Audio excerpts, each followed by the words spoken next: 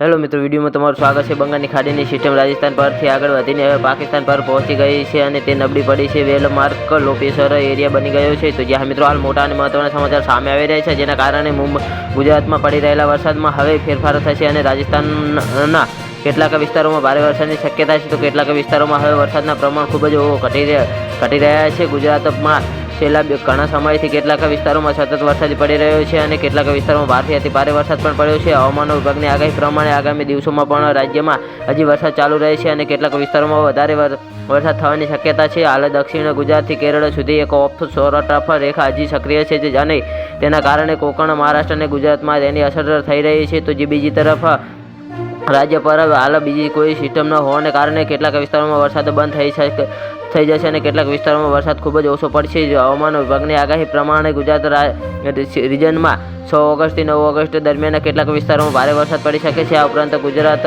રિજનમાં આગામી એક અઠવાડિયા સુધી સતત ઘણા વિસ્તારોમાં વરસાદ પડવાની શક્યતા વ્યક્ત કરવામાં આવી રહી છે। વરસાદનું જોર ખાસ કરીને દક્ષિણ ગુજરાતના વિસ્તારોમાં જોવા મળશે। વલસાડ, નવસારી, ડાંગ, તાપી, સુરત, ભરૂચ જિલ્લામાં આગામી 5 દિવસમાં વરસાદનું થોડું વધારે જોર રહી શકે છે। કોઈ એકાદ સ્થળે ભારે વરસાદ પડી શકે છે। આ ઉપરાંત સૌરાષ્ટ્રના દરિયા કાંઠાના વિસ્તારોમાં વરસાદનું પ્રમાણ જોવા મળશે, જેમ કે ગીર સોમનાથ, જૂનાગઢ, અમરેલી, ભાવનગર જિલ્લાના કેટલાક વિસ્તારોમાં છૂટોછવાયો હળવાથી મધ્યમ પ્રકારનો વરસાદ પડવાની શક્યતા છે। આ ઉપરાંત સૌરાષ્ટ્રના અન્ય વિસ્તારોમાં વરસાદનું પ્રમાણ ઘટી જશે અને કચ્છ જિલ્લામાં પણ વરસાદનું પ્રમાણ ઘટી જશે। કેટલાક વિસ્તારોમાં ભારે વરસાદની આગાહી કરવામાં આવી રહી છે।